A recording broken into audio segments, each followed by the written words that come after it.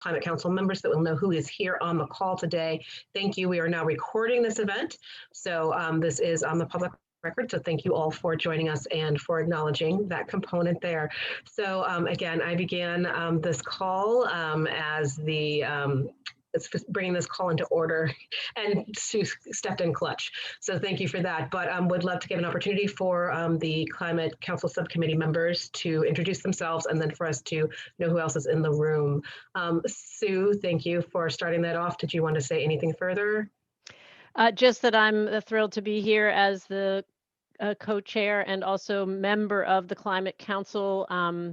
I am the executive director of Capstone Community Action and representing the Community Action Agency network of low-income, anti-poverty activists. Fantastic, thank you. Chris Campany. Hi, Chris Campany. I'm executive director at Wyndham Regional Commission. Was appointed by the House to represent municipal interests. Thank you. Danielle Bombardier.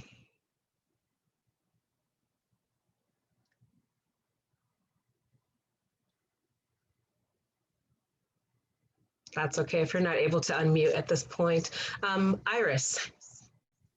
Hi, I'm Iris Chung. I use she, her pronouns, and I'm the youth member on the Climate Council and a member of Agony Ecosystems. Thank you. Jane, I see you on the call. Hi, everyone. Thanks for recognizing me, Kaya. I'm Jane Lazorchuk. I'm the program director and staff for the Global Warming Solutions Act. Thank you for having me tonight.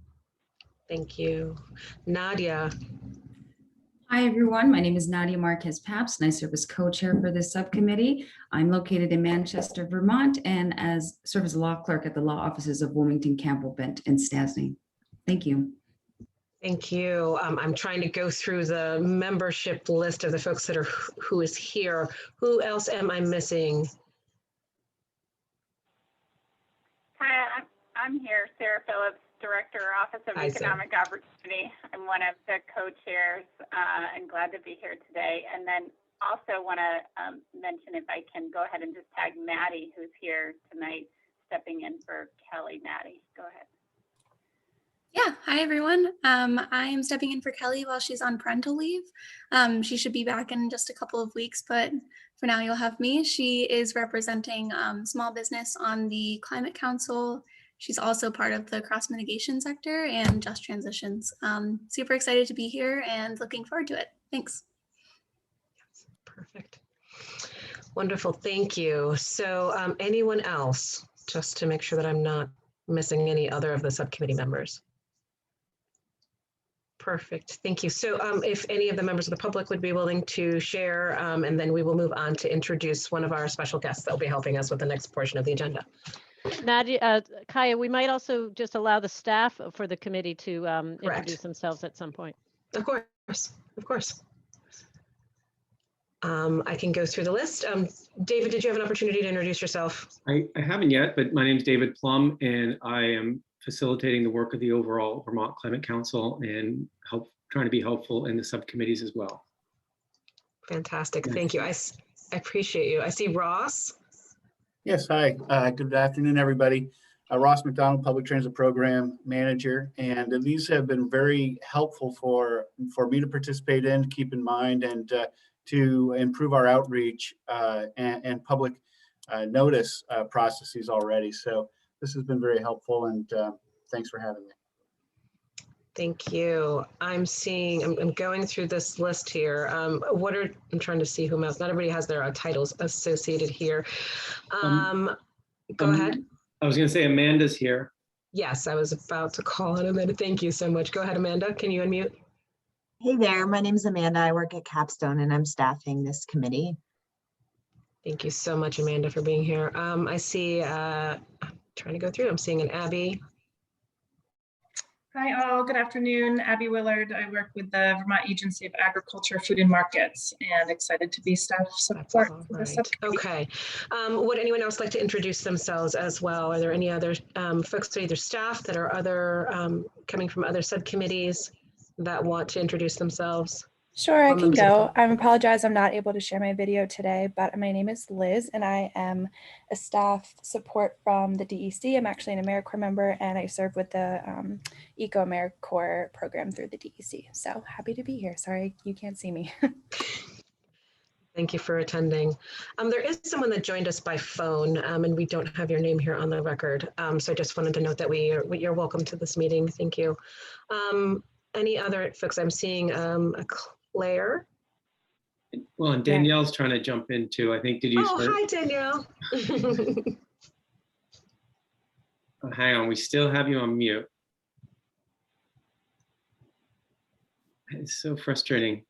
I wonder if I can help with that, Danielle. Can you hear me? Yes. Oh, there we go. Yes. I'm on that phone number is me. I'm getting a lot of feedback, but Danielle Bombardier, I'm an electrician and a labor representative with Vermont AFL-CIO. And David, the floor for Claire too. She's a new staff member joining us tonight for the first time. Welcome, Claire. Welcome. Yeah, I'll just say quickly, I'm Claire McElvany, she, her pronouns with the Public Service Department. I also staff the Data and Science Subcommittee, and I'm just here to help coordinate with the Comprehensive Energy Plan and Climate Action Plan process to the best I can. Thank you for having me. Thank you. Thank you. I am seeing also, trying not to miss folks here, I'm also seeing Liz. And Lauren is here as well. I see Lauren, who's a member of the council and on the steering committee as well. If you want to say hi, Lauren. Yeah, thanks, David and Kaya. Hi, everyone. Lauren Oates, I use she, her pronouns, council member and Agony Ecosystems subcommittee member with IRIS. I'm used to watching you all retrospectively, so I'm glad to be here live in real person with you today.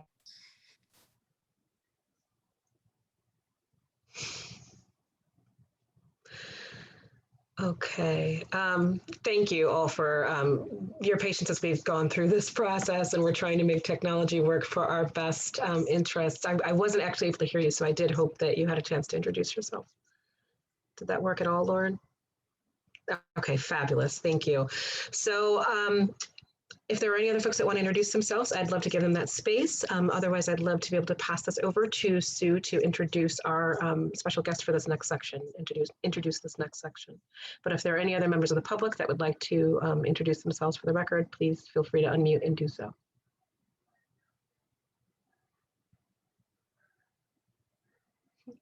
All right, fantastic. So Sue, if you would be willing to tee off our next section as we're going to go through our guiding principles. Thanks so much, Kaya. And I am so excited to introduce Indra Acharya, who is a Vermonter and came here as a high school student in, I believe, 2012. And grew up most of his life as a Bhutanese refugee in Nepal. He brings a wealth of life experience, as well as experience helping to facilitate, including virtual facilitation for really dynamic and important conversations.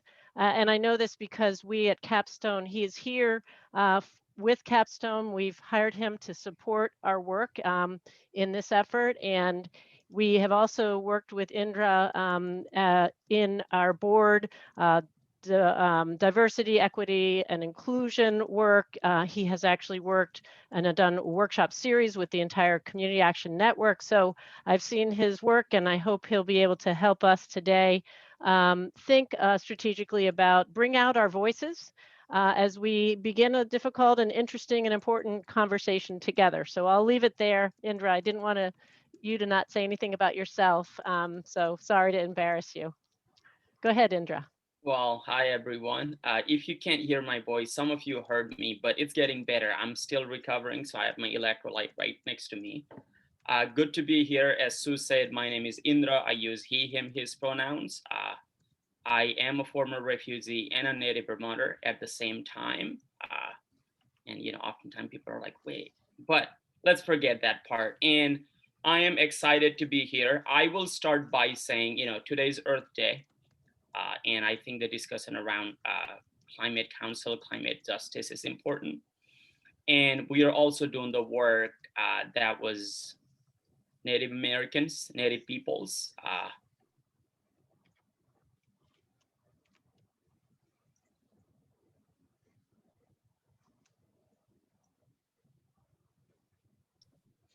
think we lost Indra.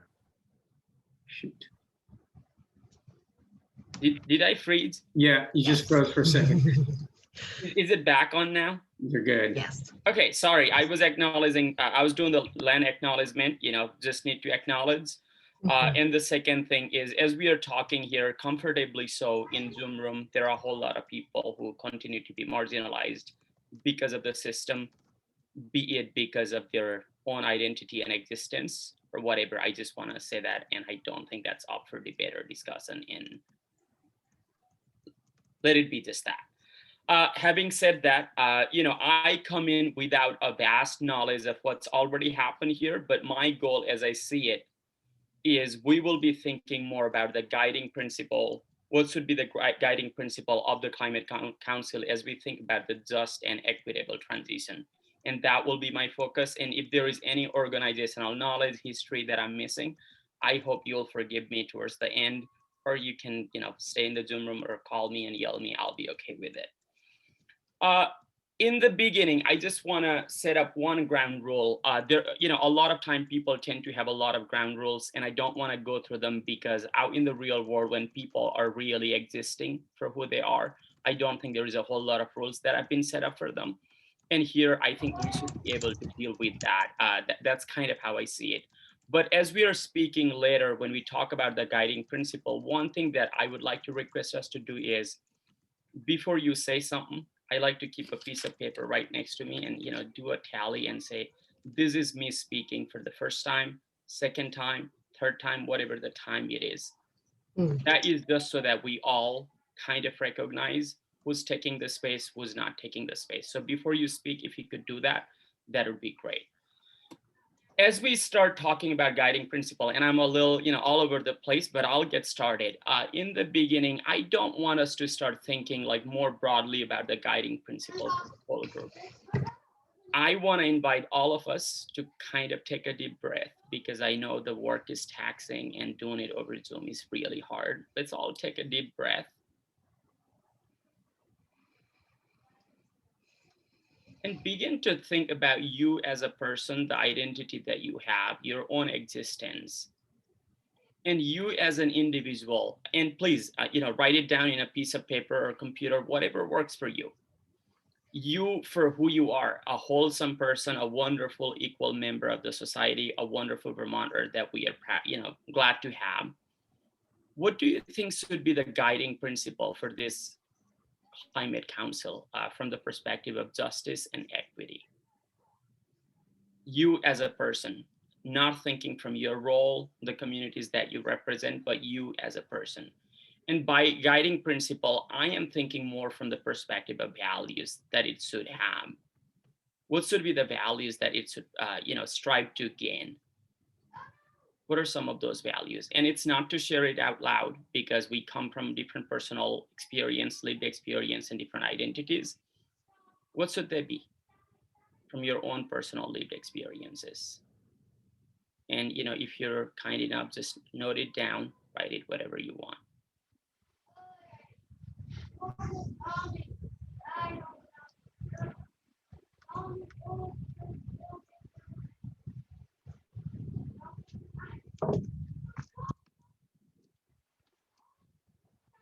Indra, you'd like for us each to grab a piece of paper and just start writing, right? For ourselves. Yes. Just sorry, I'm quiet, but it's more of like reflex and just write it down. You as a person. When I'm not talking, it means let's write it down. Sorry, I can talk a lot, so I'm just trying to.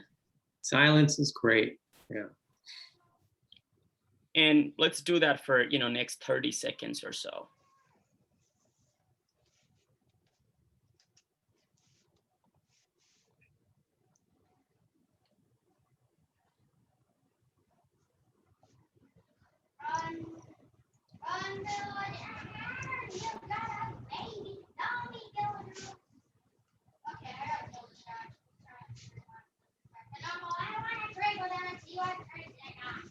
I am bad with timekeeping, so I'm gonna go to the second one. Let's all take a deep breath again. And stepping outside of you as an individual, I know we all, in the introduction I heard, we represent organizations, industries, and all of those. So wearing that hat, what should be the values, what should be the guiding principles that we strive to, move towards from the perspective of justice and equity? What are some of the principles that you think we should consider? If you could write those down, now wearing your hat as a representative.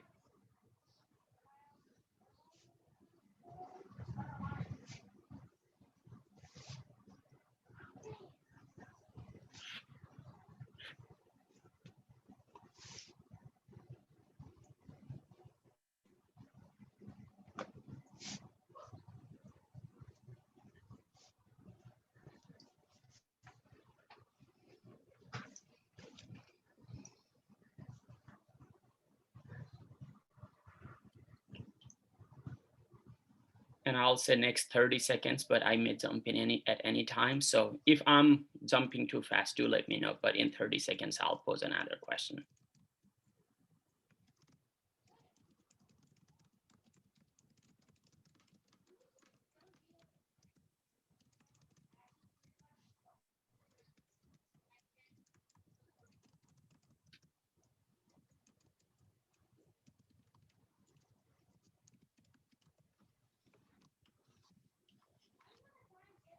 In the first question, we thought about who we are as an individual. In the second, as your profession. And for the third one, I want us to think about something that we are not, and something that those are not often thought about. So think about some marginalized identities that are out there, be it because of how they look, their race, immigration status, gender, sexuality, whatever it might be. And it might be somebody that you have never interacted with either. What do you think should be, they would think would be the guiding principle? And I'll caution saying speaking for other people is not the effective way of doing the equity work. But from your perspective, what do you think they will think should be the guiding principle of the Climate Council, keeping in mind justice and equity at the forefront?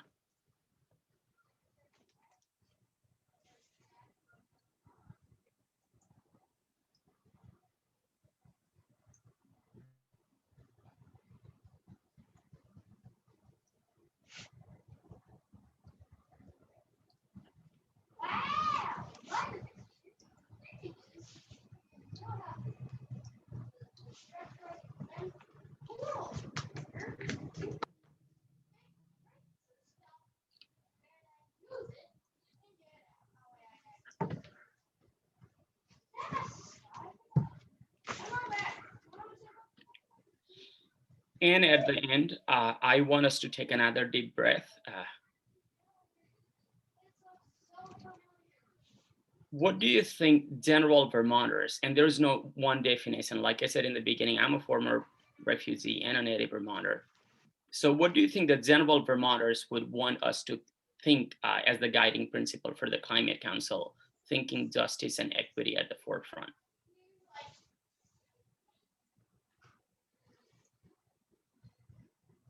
What happened to my mouse? I do not have a mouse. What happened?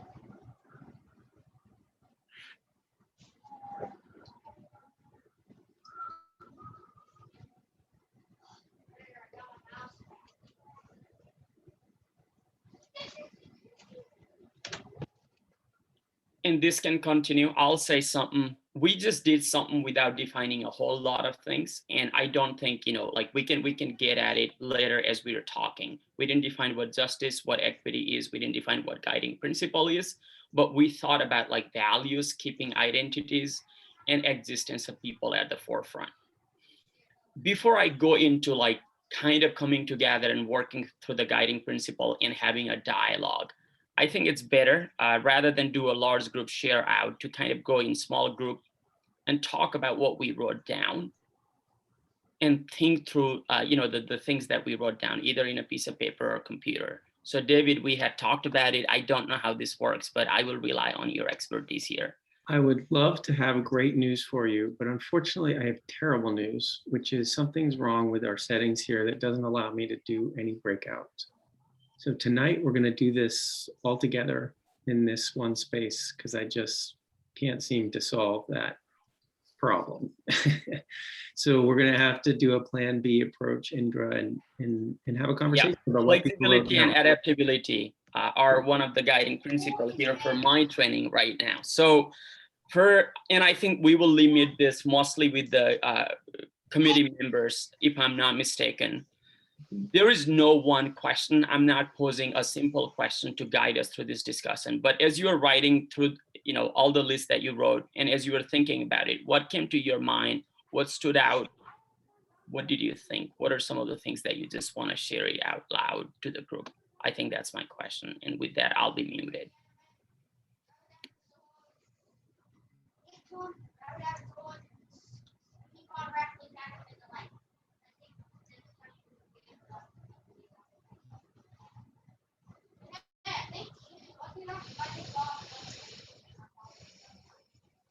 I don't know the protocol of the group, but I see Jen, you have your hand up.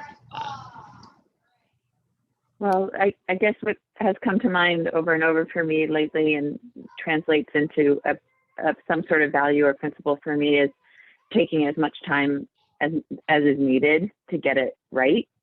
And I'm not sure how that translates, but I keep thinking about like the constraints of time and the pressure of time and how that impacts the engagement and work that we want to do.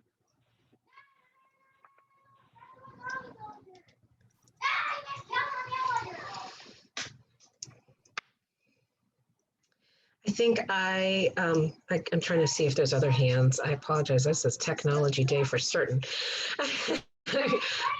So if I may share, I think some principles that are important, I think as well, are transparency. If we're thinking about both between how the decisions are made, how the money will be spent, how the input comes in to determine what the recommendations will be. I think transparency is going to be a very important part for people to build trust in the process.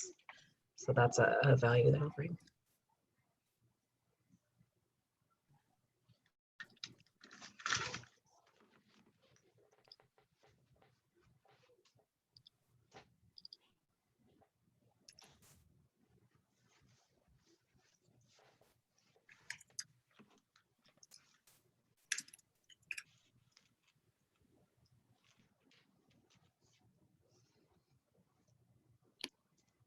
Nadia, I saw you're unmuted, sorry.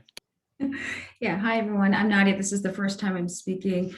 A theme that I saw throughout my answers was creating a safety net so that it encompasses everyone and in a way that makes sure that if, for instance, the language isn't drafted in a way that specifically mentions someone or a group or a community or a sector, there's still something in place to make sure that they're represented in the process.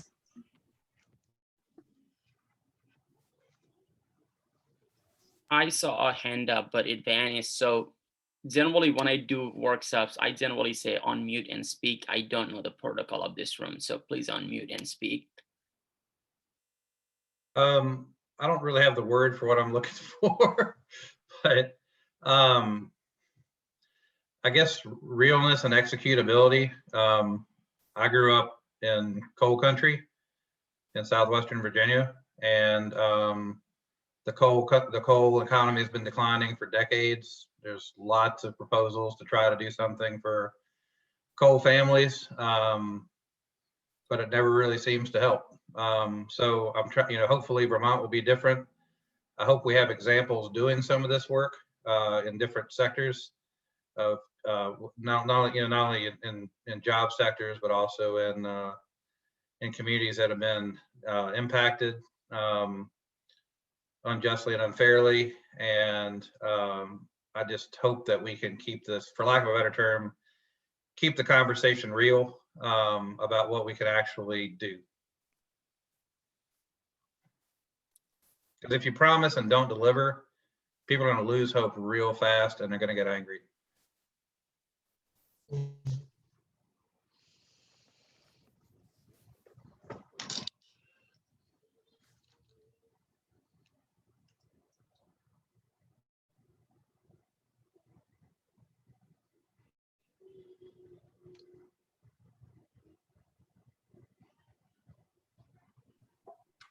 This is Abby Willard. I'm speaking for the first time. I haven't done that before, so that's a new kind of practice for me. My comments and thoughts were mostly focused around remembering and being bold to try things differently, sort of engage people differently, reach out differently, ask questions differently, and just try something new that maybe we haven't done previously to see if it can be more inclusive and more inviting and more comprehensive.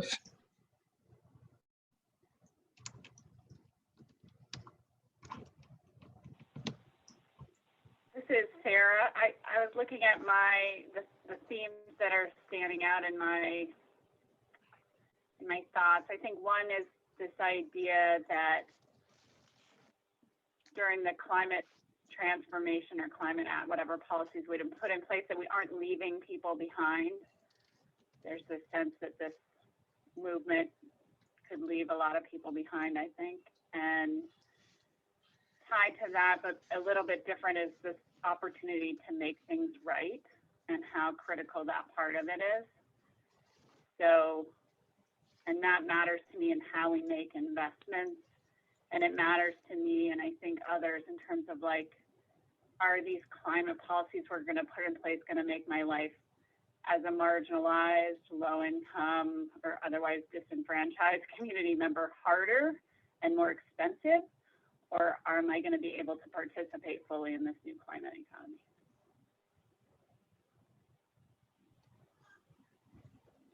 This is Sue. I think mine, I actually was beginning with the same words, leave no Vermonter behind. And that's a theme. I really like this exercise, by the way, Indra, because it got me into different framings. And so I think what you're asking us for is a common theme, and that one about leaving no one behind and having equal value of all humans and the earth. Because I thought first about I'm a community organizer at heart, and I want to bring all of the voices of the community to the table.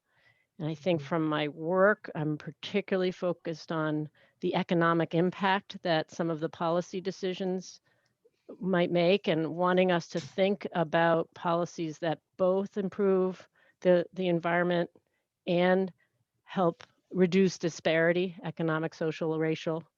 But then I'm also thinking, and I think Chris, you've inspired me, as has Danielle, to really be thinking about workers and employers whose livelihoods are going to be changed and not to leave them behind. And then when you asked about the average Vermonter, I thought, do the least harm. And that was my first time speaking. Thank you.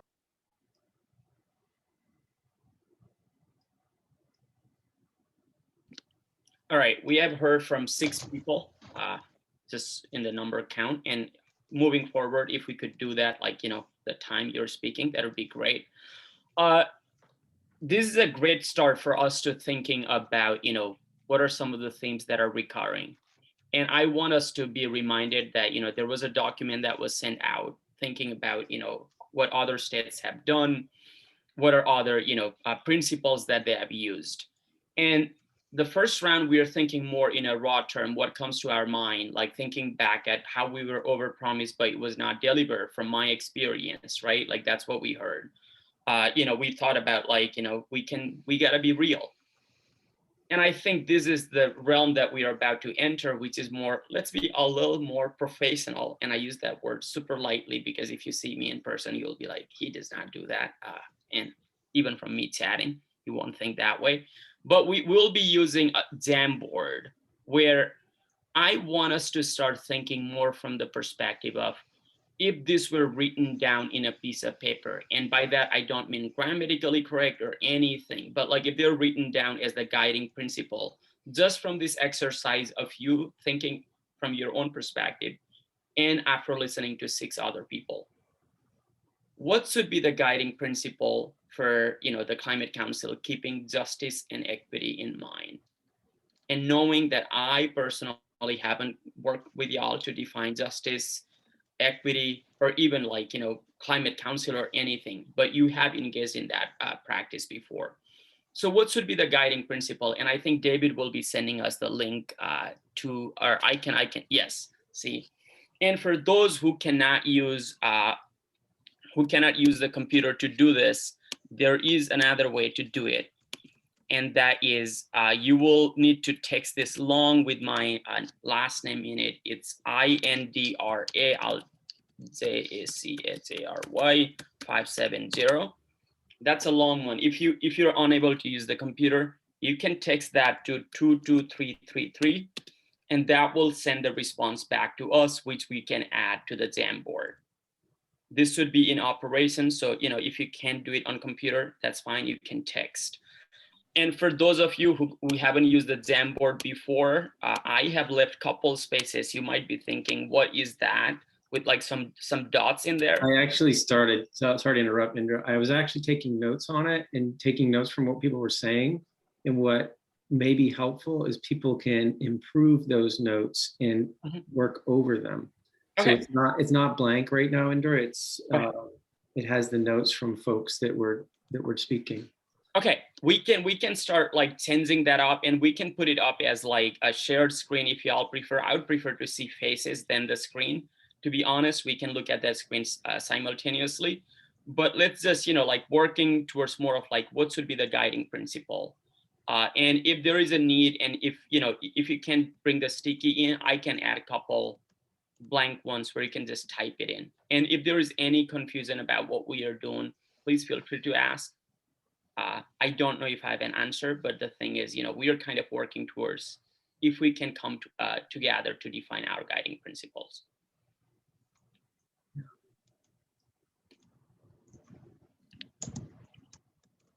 You want us to just edit the sticky notes or add sticky notes or both or either?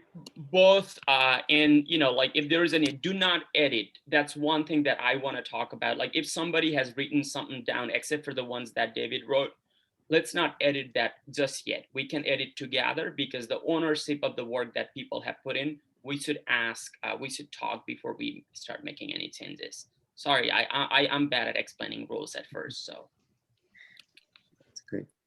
Absolutely feel free to edit what I did, but once people start adding things, as Indra says, let's not change what folks add.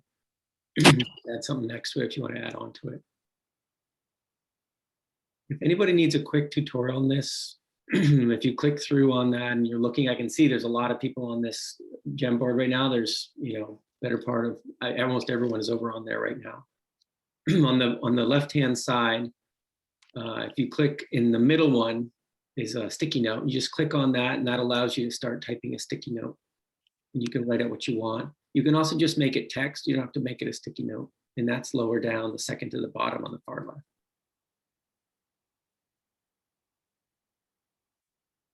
And we'll spend about 2 to 3 minutes writing it down if that is enough time. If not, we can extend it as well. And again, silence is beautiful. I tend to break the silence, but let's just work on that Jamboard if that's okay.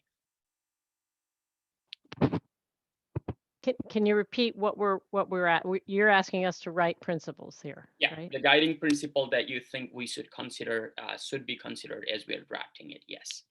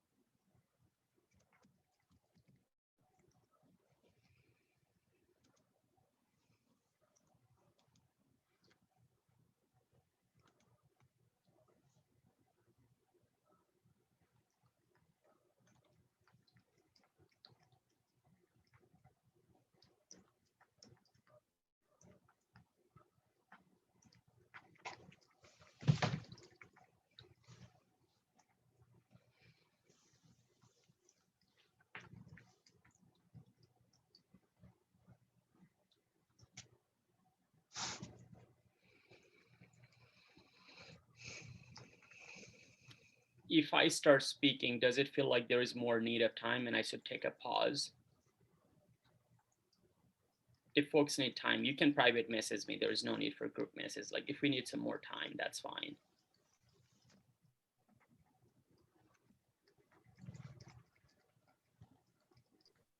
Indra, I got a comment from one of the observers asking if I could share the board on the screen for just a moment so people could see it. Is that okay?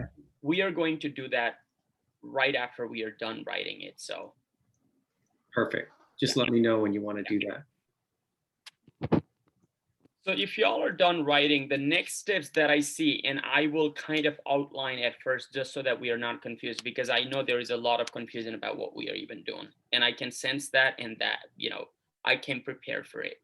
So the next step, how I see it is, you know, all of us kind of reading through this together. When David puts it up, we'll read it together. Is there a way we can group those together? You know, are there certain things that are said that can be grouped together in terms of thinking about policy at large? In doing that, if you are the owner or the author of a particular point, and if you feel like it is being mixed together, please just raise your hand and, you know, explain why you dissent or why you think that's not appropriate way to do it. Or if you're an author of a point that does not get grouped with another point, and if you feel like it can be grouped together, you can just share it out loud. Does that make sense? It's more of, we are just trying to organize together to see if we can form any clusters. That's what we'll be doing for next 10-15 minutes. And David, I think we are ready to, you know, share the screen.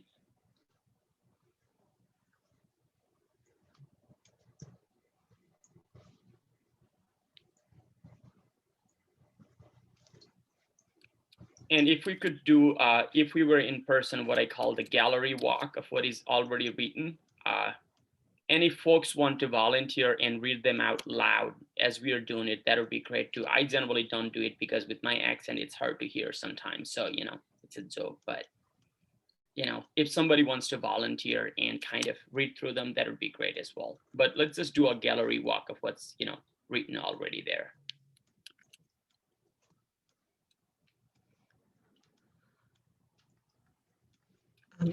Indra, I would be happy to read, also for accessibility for folks that may either be participating by phone or might have trouble seeing the words on the screen.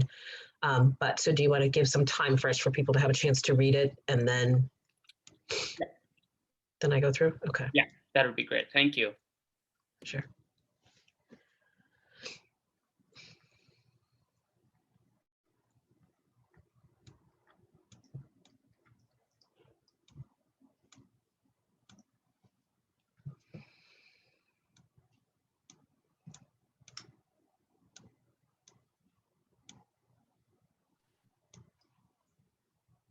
Anybody's having difficulty seeing the size because of the size of it, just shout out.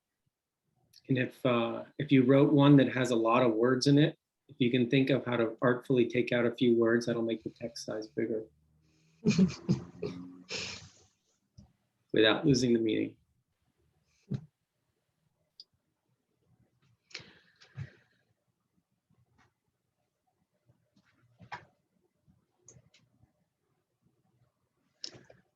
Okay, I can try to walk us through some of these. I'll be going somewhat left to right clockwise. If we can stop creating new ones, that would be helpful because they're tending to overlap and remove some of the visibility if that's possible. Is that fair for right now, Indra? Yeah, or if folks have something that they want to write and feel like that you didn't get a chance, please do message it, like, you know, send it as a group message or private message to David or I, and we'll be more than happy to add it. We don't want to make it seem like we didn't give you enough time. So if there is a point that you do want to write, you can message, yeah. Okay, so I will begin reading from left to right. Thank you all for your patience. Please let me know if you can't hear me. So we're seeing time enough to get it right. Incorporation of different ways of being, knowing, and learning. Transparency in decisions and use of funds.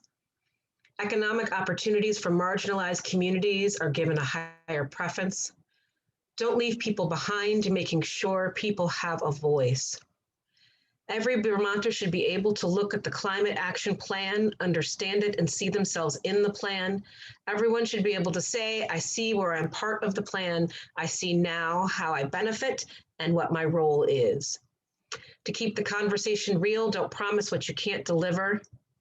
Know that you may have privilege that will prevent you from understanding others' struggles, and in these scenarios, you should defer to those with that experience. Be bold to try something new so that it can be more inclusive, more inviting.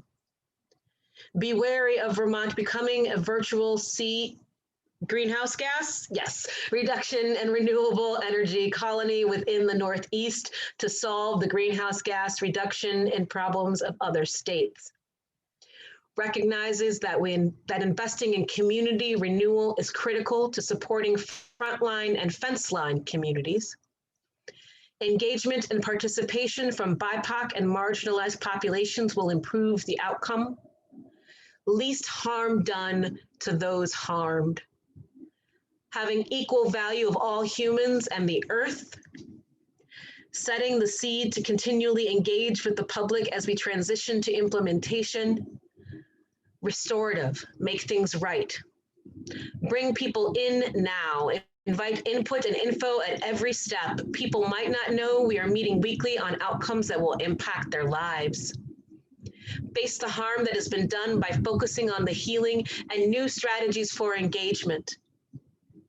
BIPOC, New Americans, poor, and all disadvantaged people will be supported through Climate Council policy formation, communication, and implementation. Fairness, equity, and justice for Vermonters should not create unfairness, inequity, and injustice for those beyond the state borders. I am going to go a little bit up and down as they're starting to be staggered.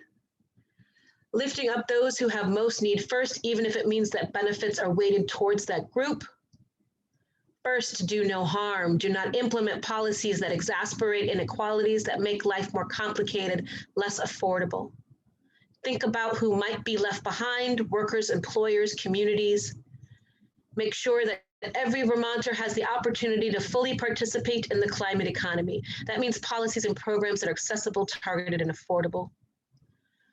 Openness to work with people or entities who at first glance don't have similar values to the group. Reducing racial, social, and economic disparities and work to achieve justice. Meaningful work, valued work. That we're going to try to make climate solutions that will counteract the current and past social injustices.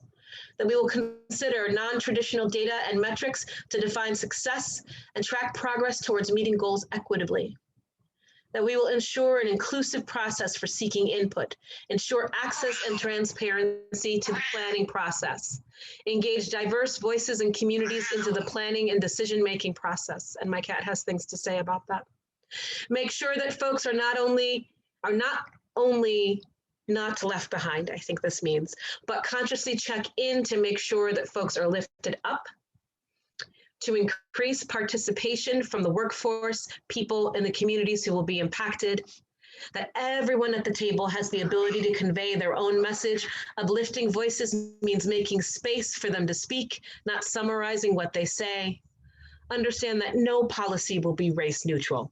Knowing that we will choose the ones that will counteract the historical harms rather than perpetuate them. Supporting current initiatives to address the overlapping crises by frontline communities.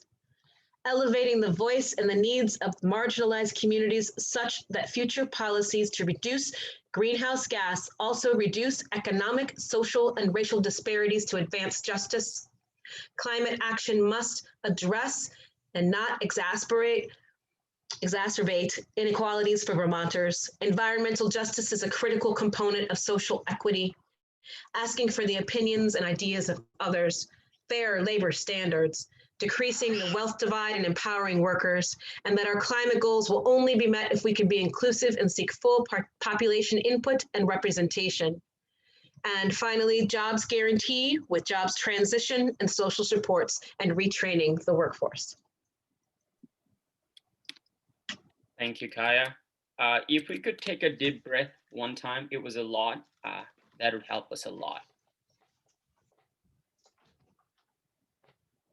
And for this, the second one, before we even go into clustering them, is there any of this that you see on the screen that is confusing?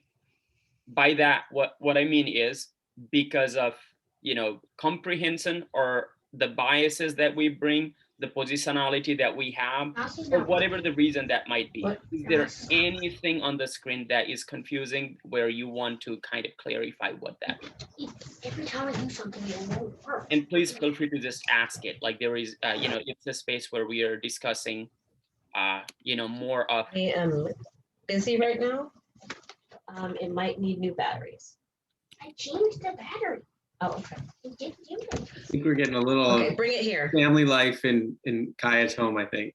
Yeah, that's totally fine. New batteries, new chains in Vermont. Yeah. That's what we are working on. So new battery, we're trying to get a new battery. Are there any points of clarification where you feel like Thank you. you're not entirely sure what that means of the things that you see in on the screen?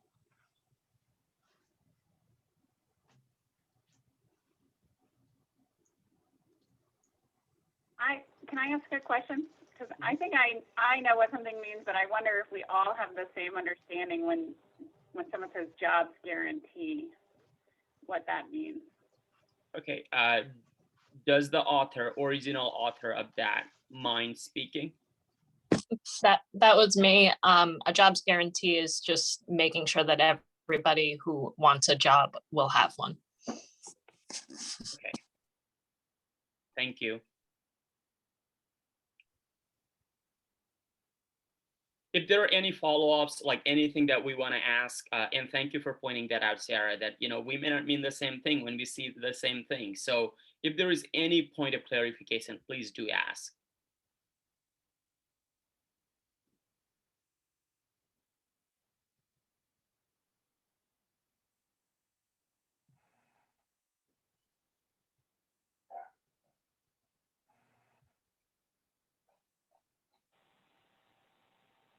Sarah? Sorry, this is the third time, but it's just another question.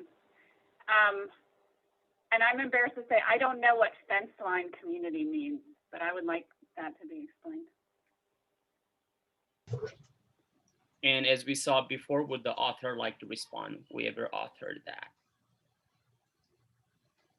You're not obligated to, by the way. It's me. I think frontline and fence line communities are a more complex way, rather, of saying those who are directly and indirectly impacted. So for instance, if you're shutting down a nuclear power plant here in Vermont, you have the direct employees who will be potentially laid off, but you also have local businesses that will be indirectly impacted, manufacturers, things of that nature.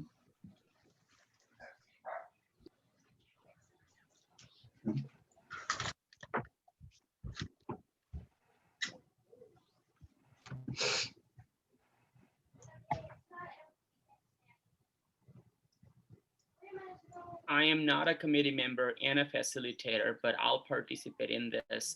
For the author who wrote meaningful work, valued work, could you elaborate a little more on that? Because I, as a public, a Vermonter, when I see y'all do this wonderful work, it is a meaningful work, valued work. What was the thing that we are trying to communicate? If you would like to respond. That was me, Danielle, again.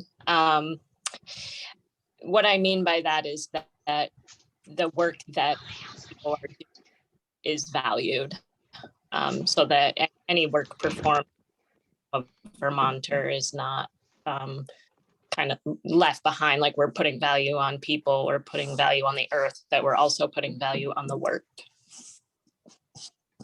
So in a sense, honoring the labor of people who are putting labor in all different sectors. Did I hear that right? Yeah, that's very eloquent. Thank you. The way it was written was eloquent, but I'm just trying to think for myself because, you know, we think for ourselves oftentimes when we read it. So are there any points of clarifications? Now I will move slightly into a different direction, which is, are there any points of disagreements in terms of thinking about, you know, what should be the principle that's out here? And again, I will emphasize by saying this: conflict is good, as long as intentions are good. Without conflict, we are sugarcoating things and putting Band-Aid when there is a cancer. So by conflict, what I mean is if we disagree, this will be the space where we will be discussing anyway. So if there is any point of disagreement as to like, oh, I don't know if this should be a principle, or maybe this just does not belong here. Are there any points of disagreement? Anything of that nature?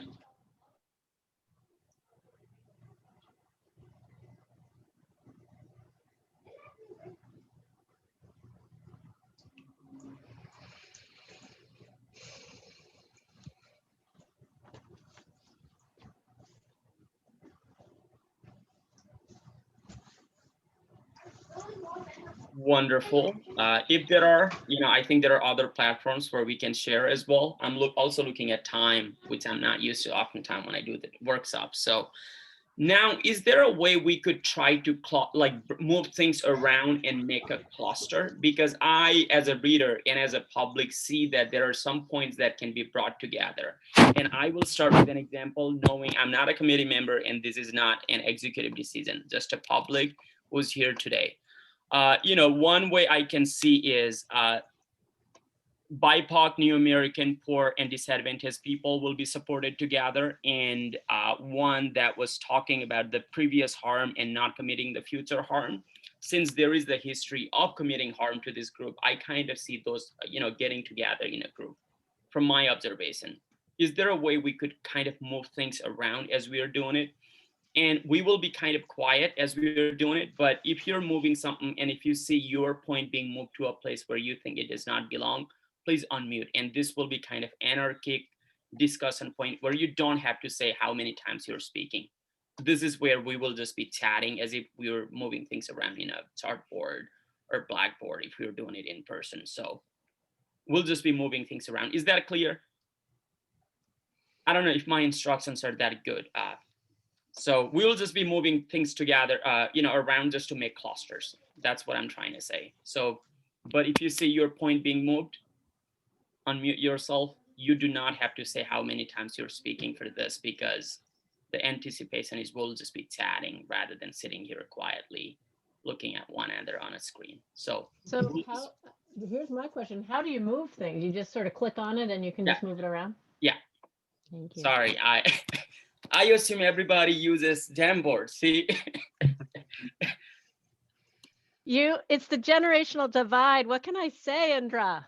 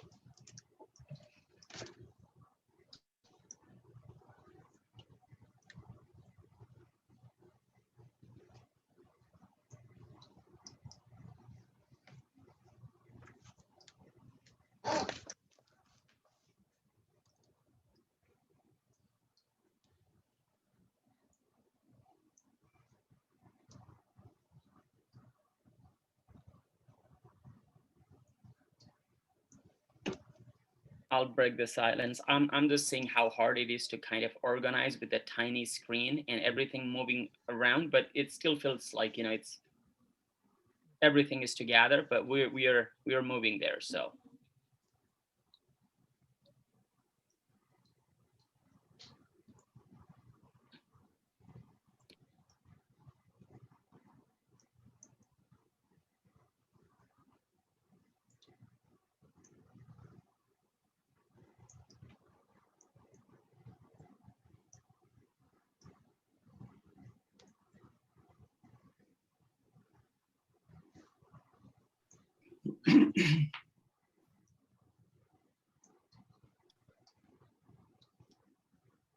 and as we start to form clusters, if y'all could try to kind of create separate clusters, I see there is not a clear division among things. That would be great. I see they're forming clusters, but if we could kind of create a separate line.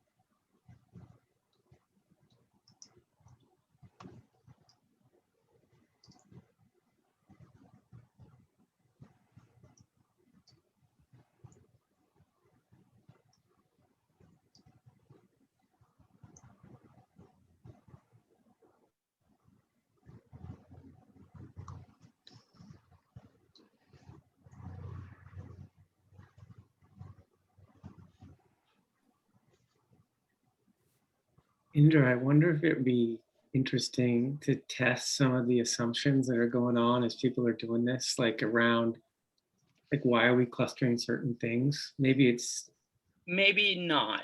you want to wait a little bit? Yeah, maybe not, because I think at the end when we cluster them together and we open up, like we should have about, well, I was thinking 15 minutes, maybe 10 minutes. Okay, great. Yeah, sorry. It's all good.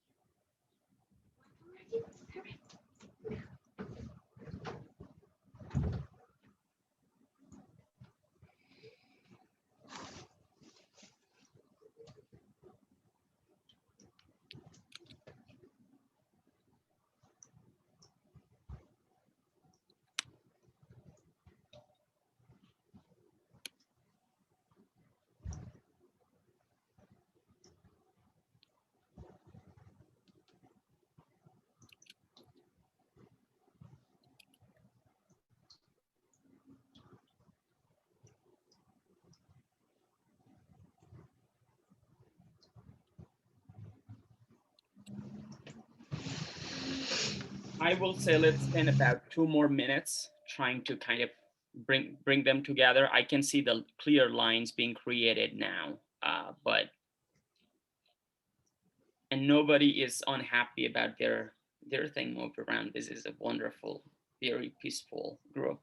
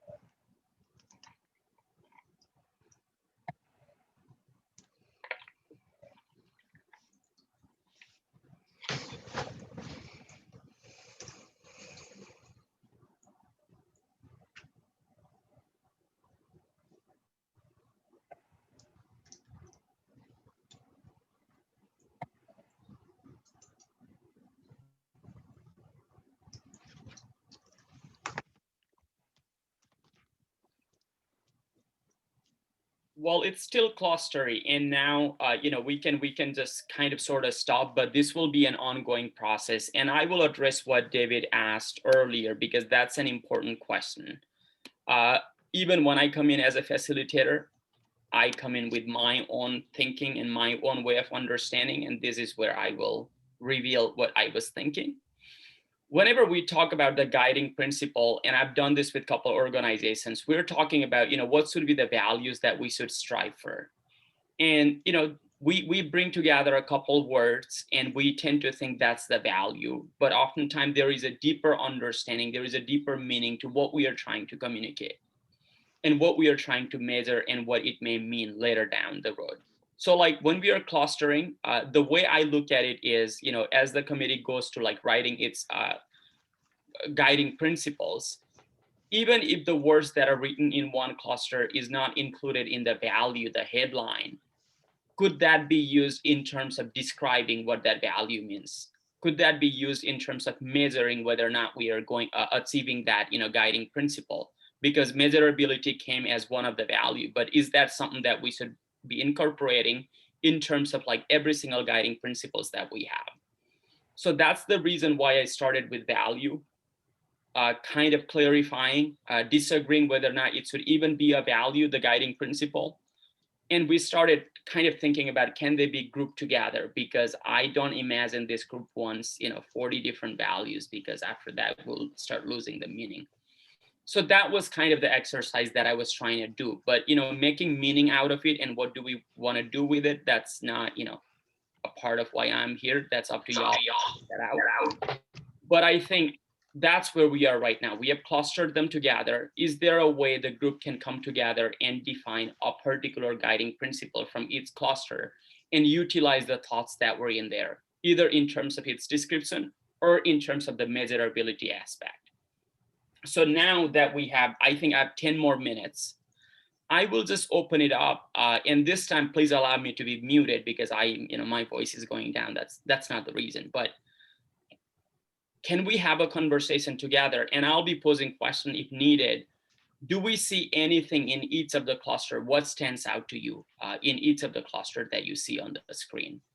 And I'll just open it up. And this is where, let's be a little more strict about the number of time you have spoken, because this is where we will be undoubtedly be adding our value adjustment to the conversation. And I know we only have 10 minutes, but what do you see in each of these clusters? With that, I'll mute myself.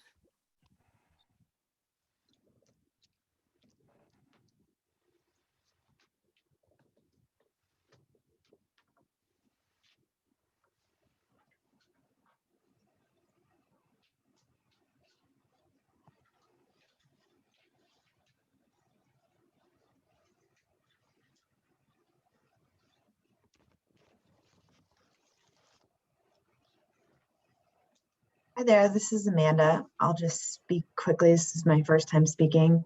The top left part, not the furthest top left, second to the right of the top left, that theme is kind of popping out as our work being restorative in nature.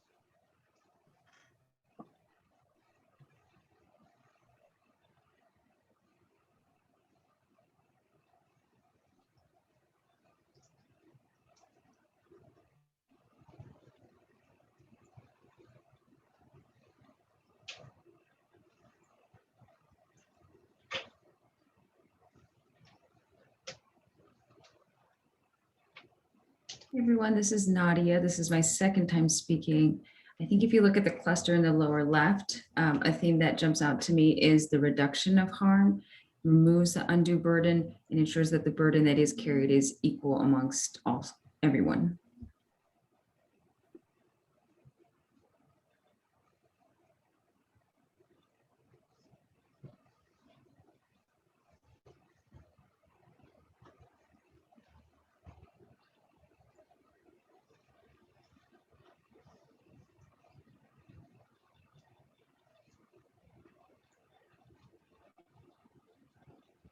Sue, and this is my second time and probably my last time because I'm going to need to hop off.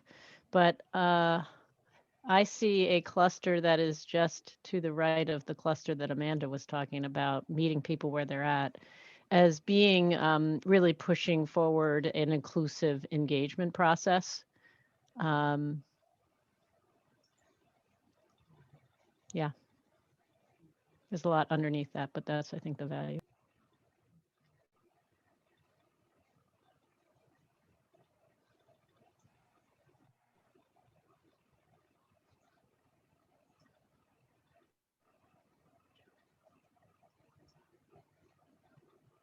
This is Danielle. This is my first time speaking other than answering a question. But I was noticing sort of what Sue mentioned about an inclusive process, that to the left and down from there, that cluster is also about increasing participation from stakeholders, and that we're really looking at, you know, a more democratic process for what the folks are, the people who are going to be affected, what they have to say about policies. So increase democracy.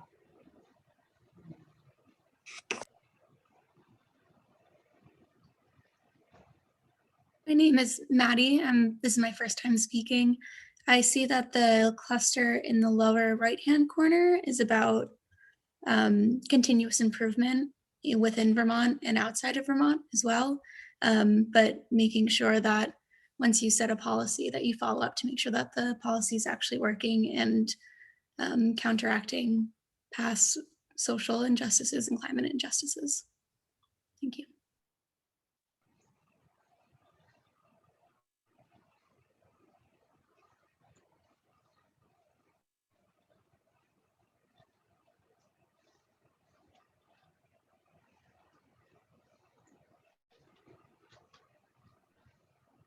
Indra, would you like me to put some of these labels on here, or is it better if I just not touch it at this point? Either way works. I kind of see, you know, like we can start adding label and make it be easier for the committee members to start writing the guiding principle later, or we can just leave it. It's up to them, whatever they want. If they want us to start writing, we can. I like having the documenting what we're saying. Okay, I'll put a few more on.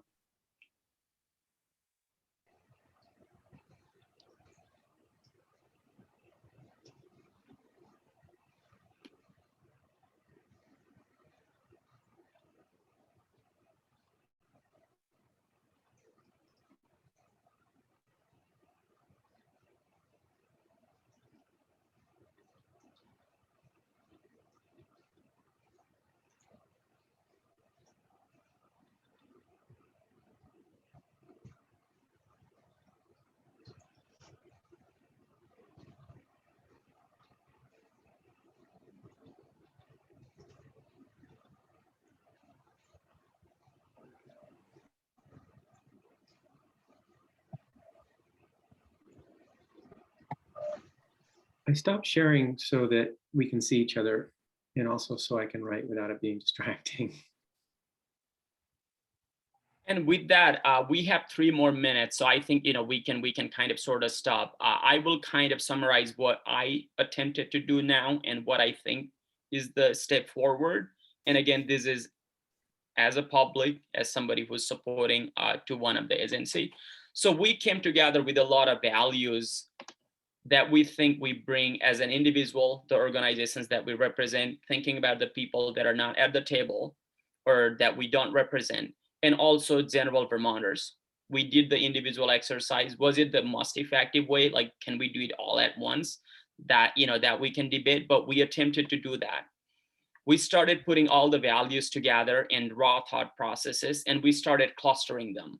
So now, if this exercise was valuable at all to the group, the next step that I see is the committee to kind of start looking at those clusters and seeing if there is a couple words that can summarize.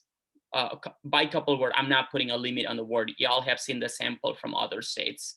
Is there a way those, those things can be summarized together and written down as a value? And will it do a justice in the description to put all the thoughts that were put in place? And, what is the next step and whatnot? I'm not here to speak to that because, we talked about engaging all the communities and, bringing everybody together. What is the next step and how we are going to go about it? That's up to y'all to figure that out. But I think my goal when I started in the beginning was for us to start thinking about guiding principles as the values, keeping justice and equity at the center. Recognizing that we all come with our own loyalty. By that, what I mean is we all have our own values, personal, communities that we serve, community that we don't interact with, to general Vermonters, and bringing it together and trying to think about if there is a value that we can, put together as a guiding principle. And that is there in the Jamboard, we will download as a PDF and give it to the subcommittee. And after that, if y'all, if y'all want to come together and start thinking about putting together as it was done in the sample that was sent to you, I think it will be a productive direction forward. With that, there is 1 minute. The floor is all yours. Whatever y'all want to say, ups and downs, delta, pluses, whatever. I only have 1 minute or maybe less than that. So the floor is all yours.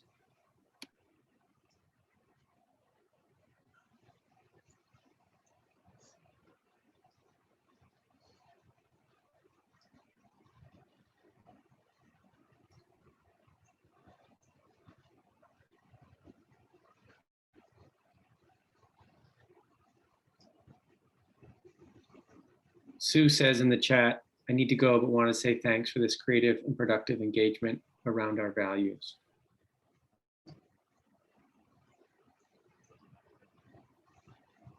I think this is Kaya Morris speaking. And I cannot seem to make technology work for me. Literally, I'll comment later.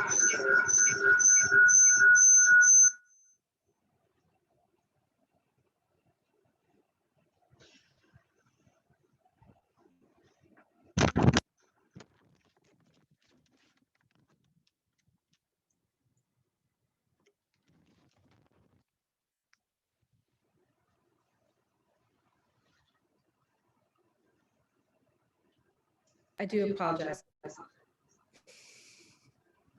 going to be that kind of a day. I'm going to go ahead and type in chat.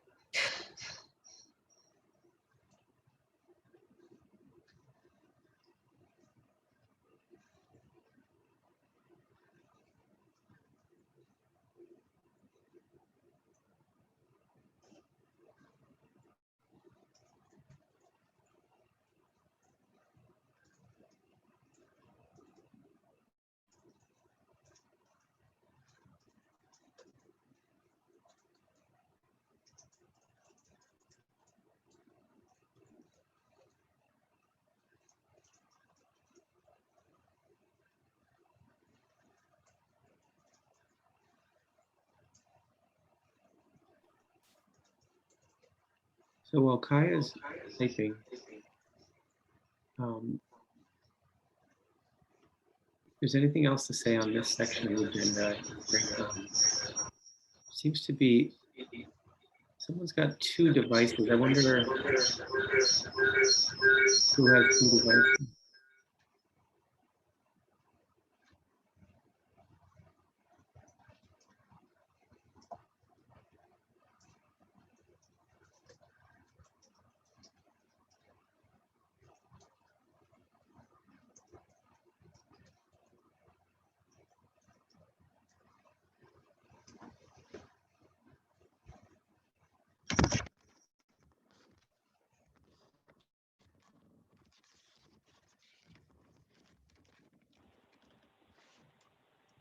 David, I think Kaya, I don't know if you saw the comment, Kaya is asking you if we could mute her other account. For some reason, it won't log off, and that's why there's the echo. Yeah, and it won't let me mute it as well. It's one of those very strange. And I don't want to remove it because that can create problems later. I'm not sure this isn't. Kick her other account out. Kaya, would that work if we just kick your second? I can put it in the waiting room. Hang on, let me try this. There we go. I dropped her out into the waiting room, and I think that should do it. Okay. So Anything to finish up this section? Any final reflections that hasn't been said in the chat?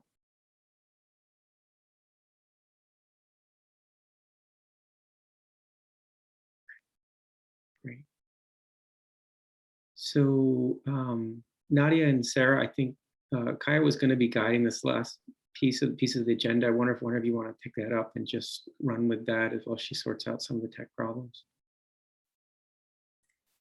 I unfortunately need to switch to my phone in just a second. So Sarah, did you want to jump in? Yeah, I can do that. Let me pull up the agenda. I mean, I'm curious to hear from folks that maybe didn't speak up. I don't want to call people out, but I'd love to hear from others, like any final reflections on that exercise. I for one, am really hopeful that it propels us forward into drafting some guiding principles that we can bring back to this group, sort of takes us to the next step. But I'm hoping others are feeling the same way if it's forward movement for us. Well, I pull up the agenda. Unless Kaya, are you back? And are you there? I am back. So, but we only have a few more minutes for this particular section. So Nadia did put her heart and soul into really trying to coalesce some fantastic ideas for us to consider around how we will want to articulate what are our values, what are our guiding principles, and even some of the starting places for some of the definitions that we have. So that was emailed to you in advance. I don't know how much time we'll have to review these, but I think it'll be a really important part for us to consider in our conversation. If everyone's able to access that, it should be also made available in different ways. So at a minimum, perhaps on Nadia, I'll look at the camera. If you're comfortable with me at least giving the background to reading through the background section of that document. Oh, you're unmuted. Absolutely, feel free to. Okay, excellent. All right, so if everyone's able to get access to this document, this is again, it's really comprehensive. Looking across the states, what's the heart of what we're trying to do? So the background on this is to recognize that climate change has profound implications for the state of Vermont. And for people who are already among the most vulnerable, particularly hard hit, and the rights of future generations are already at stake. This is particularly pressing for Vermont's vulnerable workers, low income and marginalized populations, and communities of color. Climate action needs to happen quickly. However, it also needs to proceed in a manner that recognizes past harms and resulting disparities and is inclusive of multiple voices. So the concept of just transition is an increasingly visible framing for government and business action on climate change. It encompasses both public policies and business action to deal with the impacts of industry transition away from greenhouse gas emissions for jobs and livelihoods when we think of the transition out. And it measures to generate the low or zero greenhouse gas emissions jobs and livelihoods of a sustainable society, what we are trying to transition into. It suggests that the policies and programs to address greenhouse gases also introduce strategies to reduce and redress social, racial, and economic inequality. So the Just Transition Subcommittee, as a reminder, folks, is tasked with developing these guiding principles to provide an equity lens for the Vermont Climate Council. So these principles will guide the other subcommittees of the council as they develop their policy recommendations. And these principles will help protect and build resilience for the state's frontline, and as we said earlier, the fence line communities, and will further serve to advise the state's climate action plan in accordance with the Global Warming Solutions Act of 2020. So just offering an opportunity to sort of breathe through that. That was a beautiful summation, I think, of the work that we have ahead of ourselves. But if there are questions or anything, comments that people want to provide with regards to this particular section of the document.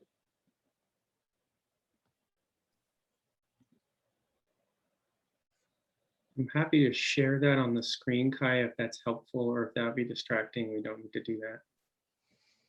No, I think that would be great.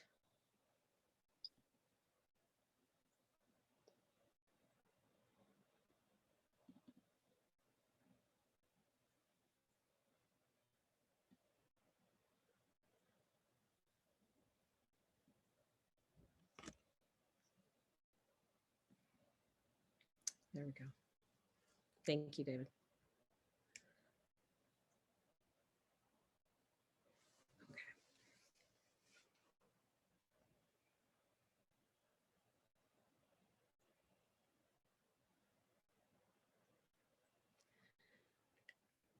Kaya, at this point in the agenda, we had talked about having some public comment if people from who are observing might want to weigh in. Would that be what you want to do? Yes, that is the next on the agenda. Thank you. So I do want to acknowledge, if I may briefly, just as I'd asked the question prior to this, was if there were any other comments, and I think I saw something from Chris Campany. Did you want to have an opportunity to speak? I don't have to. I was just saying. I thought the background was really good, and I'm not trying to jump ahead in the book, but I thought what Professor Panakar provided for us was really a really good beginning. Great, thank you. Thank you very much for that, Chris. So now this is the point in the agenda where we did want to open up for public comment. If there are members of the public that would like to have an opportunity to speak or address the subcommittee with regards to the work that we're doing today or other items, please, the floor is yours. And I will also try to monitor to see if folks have hand raised. You can also use that function within your Zoom space. I don't know about hand raising. This is Pat Sagri. I just unmuted myself. Oh, and I need to undo the video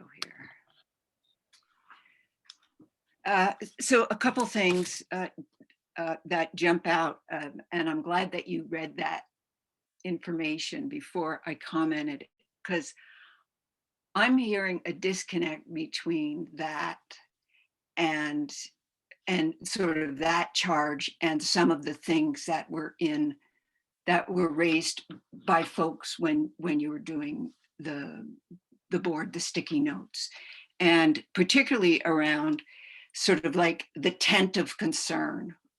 And in other words, that there are impacts from what we do in Vermont that are felt on the other side of the world. And so I don't know how that gets resolved, but it seems that they're not aligned. So I just wanted to flag that as something that really needs to be clarified. And the other is around a shared vocabulary. I found myself looking up some of these things, and I think in terms of engaging the public, that the sooner that there is a vocabulary list, it's just going to sound like a lot of buzzwords to people, and people don't like feeling ignorant, and not having the vocabulary it's just a really unhelpful starting place.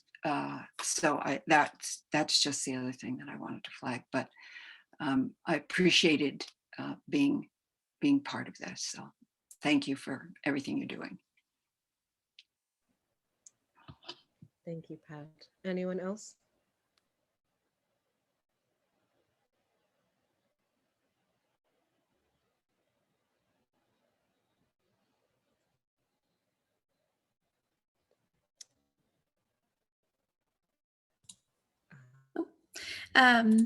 Yeah, I think that's a great point, Pat.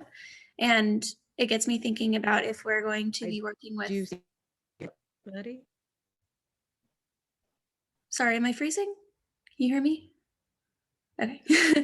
Yeah, it got me thinking about if we're working with other subcommittees that they also might not know the words that we use. So providing our list of values specific to each subcommittee, and then also providing a vocabulary list, I think is a great idea.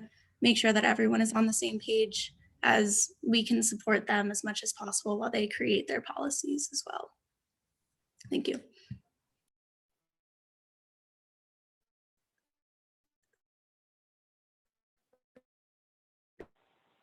So it looks like Aya has frozen, so I'm going to jump in as our co-chair.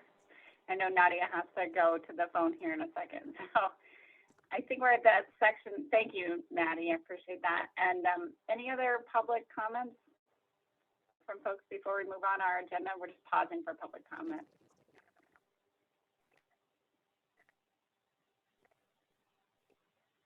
Okay. So the next part of our agenda, oh, Kaya, are you back? I don't know. I'll just keep going.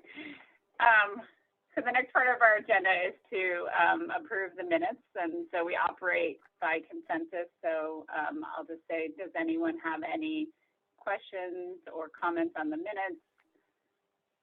And if there are none, we will accept those through consensus. Great.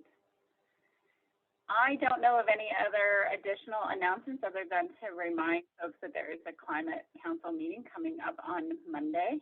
And I know many folks will be attending as Climate Council members, and everyone is welcome to attend even if you're not a Climate Council member. Yes, Iris. I just want to note a concern that I'm having right now. I'm just a little concerned. I think that the timeline might be a little too fast for this or something, because I think that other subcommittees are gonna start in on this work if we don't have these guidelines to them. And I think that if they're starting without the guidelines, that's an issue. And I don't think that's necessarily a need for us to speed up, because I think it's important that we have this, these guidelines be really well done and really, I don't know, have a lot of consideration that goes into them. But I think that subcommittees are also feeling pressure to get started with this work and do their own little breakout smaller groups. So I'm a little concerned that we're not getting this to them in time for it to be really at the beginning of the process. And so that it's not, I don't know, I see Jane has her hand up too, so maybe she has a different take on that, but that's just where I'm at right now, and I'm just a little bit wanted to flag that and see what other people thought about that. Yeah, that's all.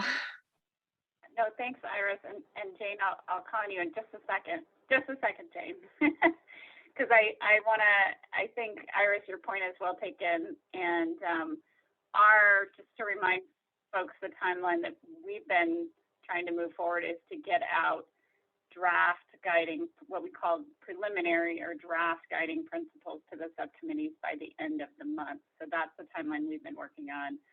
And I think, Iris, your point is still well taken, but just for clarity around that, do others want to, before Jane steps in on that, do others want to reflect on what Iris is saying, or have similar different views around? I think there's a rub there for sure. I feel it. Anyone else? Okay, I saw a few heads nodding there, Iris. So, Jane, did you want to add something to that? I just wanted to echo what Iris is saying, that I hear that, and I'm hearing that from a lot of different angles right now. I especially appreciate, Iris, you mentioning it from the sort of place of, work beginning in earnest without the guiding principles in front of subcommittees. And I hear that as a real challenge and view that myself as a challenge, and just want to honor that at the Climate Council meeting itself on Monday, that there will be space for this conversation. And I just encourage you as a counselor and others who are there to actively speak up around this. And I think you will be supported. So I just feel like yes, it is moving fast, and that I think there's still a chance to sort of slow us down if we need to, especially being mindful of the principles, engagement, all sort of the work that's really important for us to get it right. So yes, thank you for bringing it up, Iris.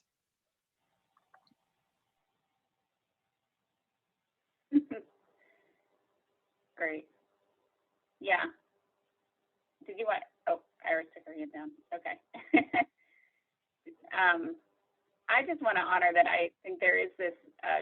There's a culture within government that, as somebody who works for government, that I just want to name, that is sort of go, go, go, get it done, and sometimes doesn't leave enough space for process.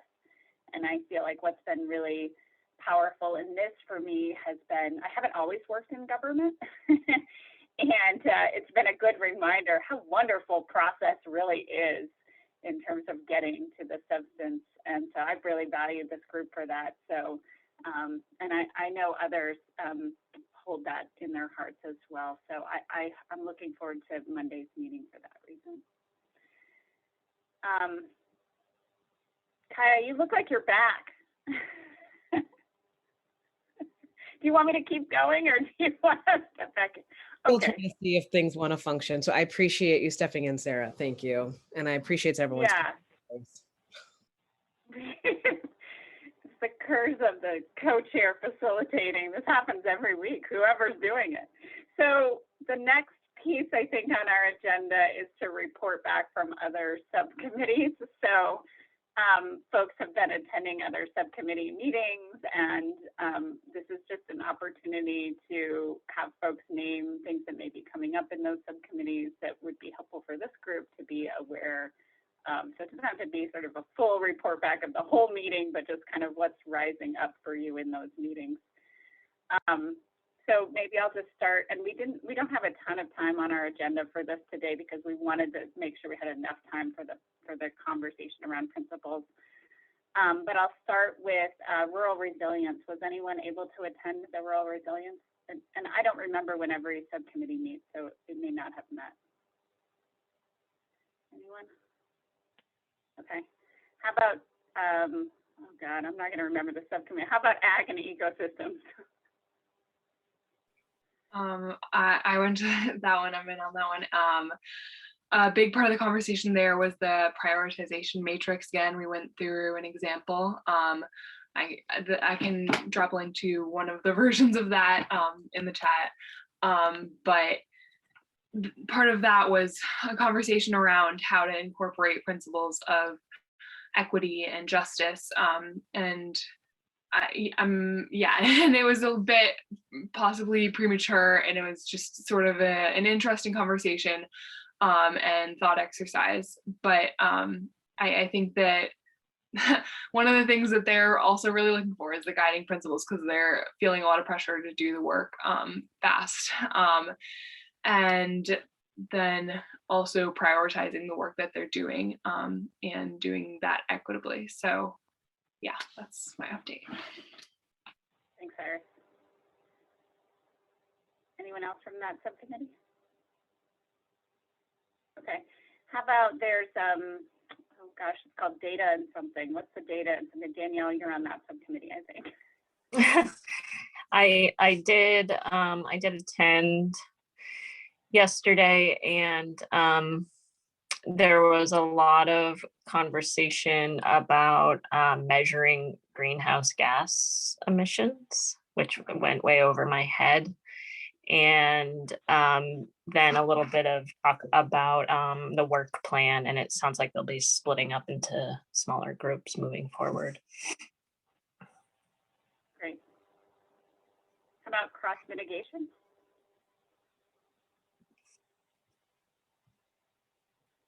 Chris, were you able, Chris, I think Chris and Kelly have been participating on that one, and maybe someone else. Kelly here. No, Kelly I'm had her baby. Oh, sorry. Yeah, I'm stepping in for Kelly. She had her baby last weekend, so I wasn't able to attend the cross mitigation, but she usually is there. They don't meet every week, so she's just taking maybe like one meeting out from cross mitigation. But I'm mainly just a part of this group to help fill in her spot.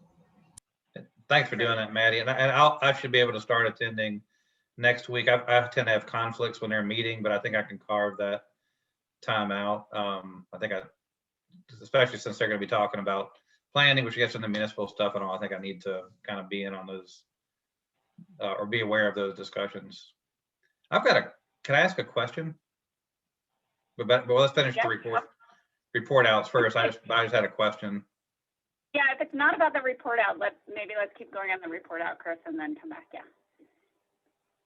And Lauren, I just wanted to acknowledge, I think Iris just reminded me, you're in Agony Ecosystems. I don't know if there was anything else you wanted to invite you to share, anything else, updates from your group, what your group is working on.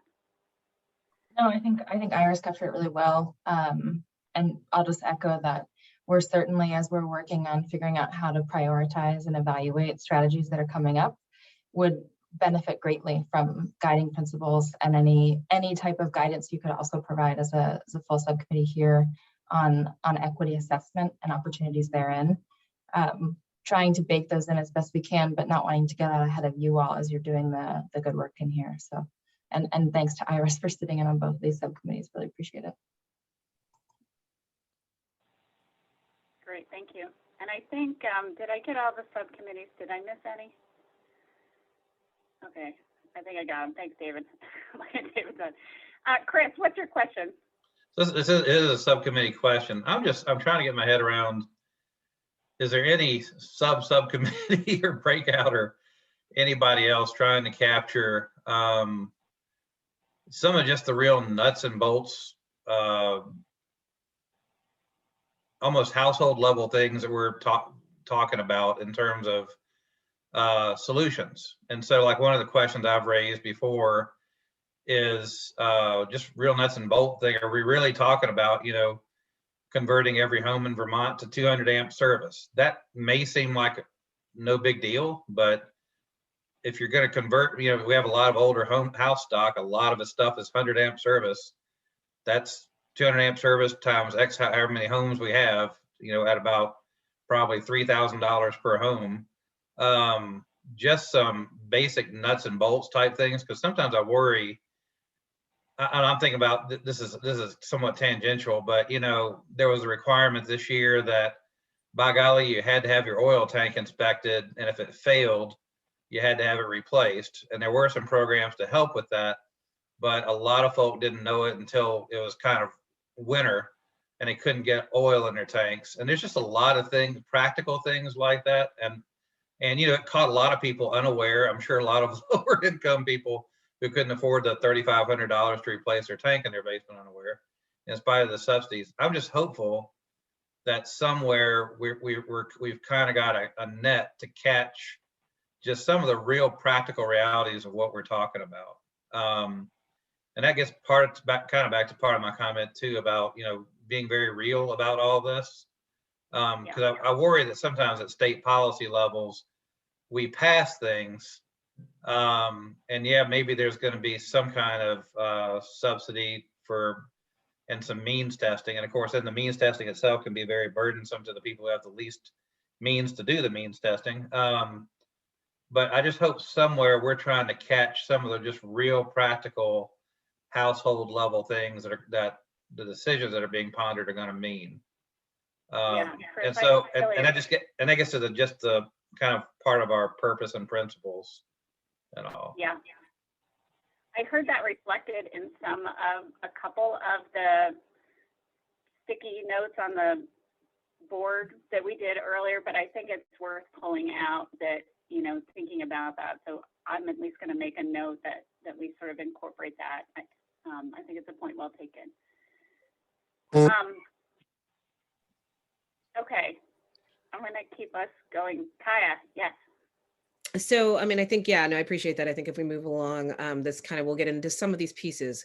There has been a question from many different committees on what are we thinking about around community engagement? What does this mean to do public engagement? And so we are set to speak on some of that work on Monday with the full Climate Council, but wanted to carve out some space here to talk a little bit about that and some of the inherent challenges. So I can share that an aspect of this that's going to be important. We don't want to just think about public engagement of, hey, do you like this plan that we created? But it is also about an iterative process of ensuring that the plan is reflective of the needs of people. So I think that speaks a little bit to what you're thinking around, Chris. And I think we're all kind of understanding that there's a broader definition of public engagement that we're wanting to engage in and think about what that means. And even across our committees, what that means as well, as we're all members of the public too, right? So we have this space here to speak a little bit about this. And I don't mean to put you back on the spot, Sarah or Jane. Yeah, no, I think that was a great transition, right, into part of what we're charged with doing on Monday, like Kaya said, is to talk about climate access, and RISE are going to present a little bit around the public engagement plan that they shared with us last week. And we're going to kind of tee that up and share a little bit about what our subcommittee, I think Sue's going to take the lead in that. Well, tomorrow the co-chair is going to meet and figure that out. Sue's not here, so I'm going to say Sue's going to take the lead. And kind of share what has been coming up in our subcommittee around public engagement. But we realized in doing that we hadn't really given this group a chance to reflect yet on last week's presentation on public engagement. And, you know, we did a little bit, and we just wanted to make space for that tonight as well. I think that was the point of this piece on the agenda. Did I get that right? I think you did, Sarah. That was great. Okay. Any chance that folks have had a chance to chew on the public engagement plan that Climate Access and RISE have laid out, and any additional thoughts that we want this group to lift up that we bring to the full council on Monday? And I think this is where, Iris, your point around speed and time fits really into that.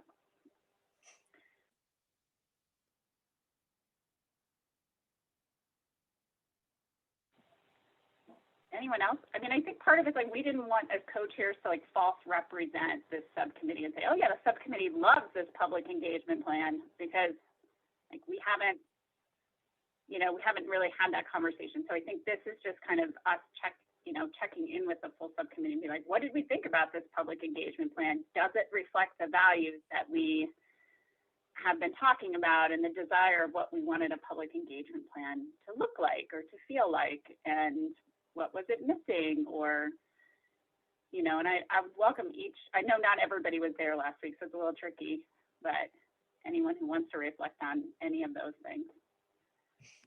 Or where did it feel out of sync, I guess? Did any of it feel out of sync from what we've talked about?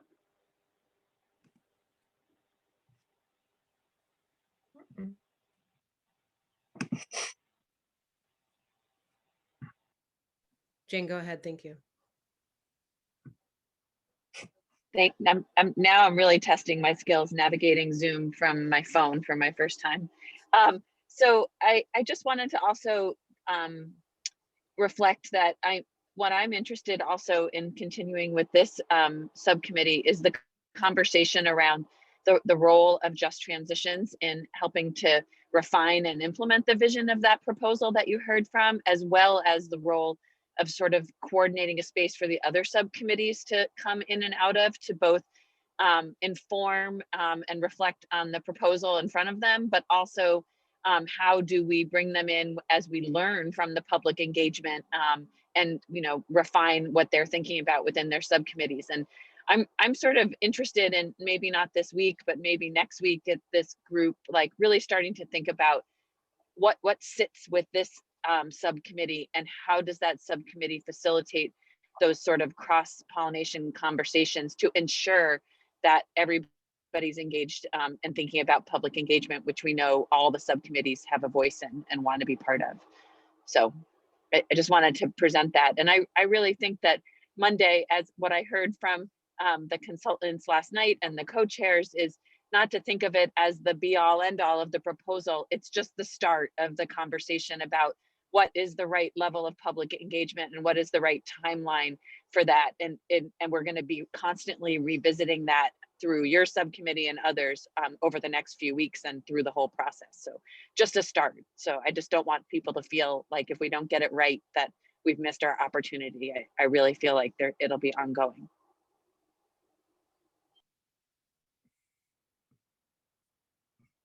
Thank you, Jane. Any others?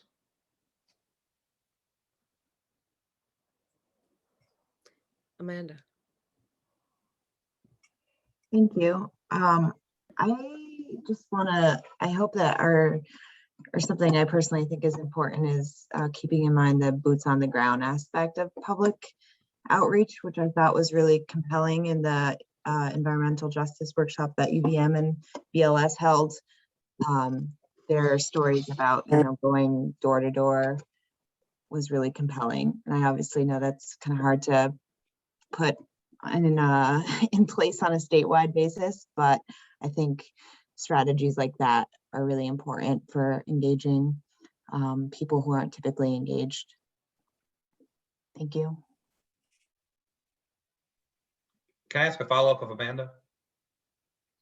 Amanda, I hate that I missed last week. I was literally down and with the second Moderna vaccine. Can you say a little bit about what was proposed and what you're thinking? I'm asking out of ignorance because I've not had a chance to look at the video yet, but can you just say a little bit about that? I don't know if I'm the right person to paraphrase. It was a pretty extensive presentation.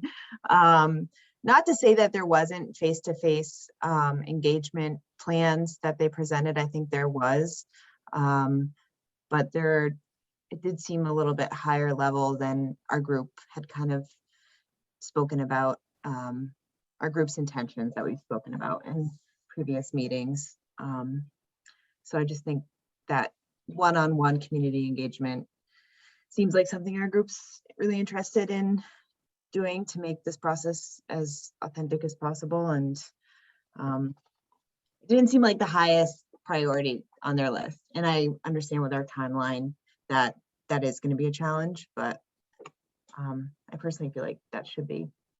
Sorry, Chris, that wasn't actually like, that was more just me talking about what I thought. No, that's perfect. That's fine. Thank you. A summary of what they spoke about. I can send you the link to their slideshow, and also there's a public comments forum that I want to remind folks that they put out there. For that, thank you. Very helpful. Thank you, Chris. Abby. Yeah, thank you. A piece that I took from that presentation and have been thinking and talking a fair bit about on the environmental justice work that my team has been doing with the Department of Environmental Conservation is that government should really think about collaboration and partnership with non-governmental organizations like Rejoice to do that type of community engagement and real action, actually develop a public participation plan. And if we take it off of our plates, when we know there are other organizations that do it better and are better prepared to kind of engage diverse populations and all communities and make it possible and accessible by offering childcare or paying for food or doing it at times of the day that state employees are generally not available, compensating people for their participation, I think it's worth our time and resources to really look at a model like that. So that was one of the things, that there's organizations out there that do it better than we do. And Rejoice is a great example, and let's empower them to be kind of the stewards of our public outreach effort. Thank you for that, Abby. We now are moving towards the end of the hour. We are supposed to carve out some space for public comment. I did want to encourage folks to continue to think about that. And in that framework of the public-private partnerships, Rejoice is limited in scope on what their reach is, just as much as the contracts that we have on this are limited in scope and their ability to reach. So it's going to require multiple entities being a part of this process and having a buy-in on that. So, and there are conversations already happening, but I want to give this remaining time, if possible, for any further comments from the public. Hi, it's Pat again. Go ahead. So in terms of the public engagement part, two things, that the public, that there's some mechanism that's very clear and very easy for people to access, to have the information that they need to be able to engage fully. And I think that means giving people information before they walk in the door, that stuff needs to be made available. And the other thing that wasn't clear to me was if the purpose of the social media campaign, if that in fact was part of the education piece, or that's something else. So maybe the council will have that same question too, but it just wasn't clear to me what role that was going to fill in terms of the public engagement. I'm not a social media person, so maybe it's obvious if you use all those systems.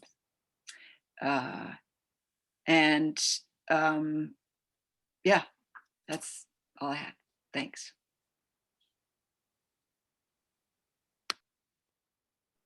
Anyone else?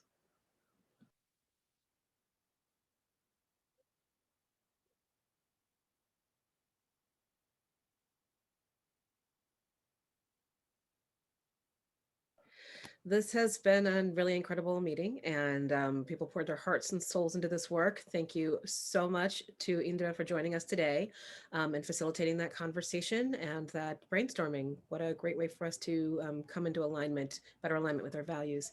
Thank you everyone for joining us for today's meeting. And if there are no further comments, I believe that we are set to adjourn. Thank you, everyone. Thank you. Thank you. Thank you. Take care. Have a good evening.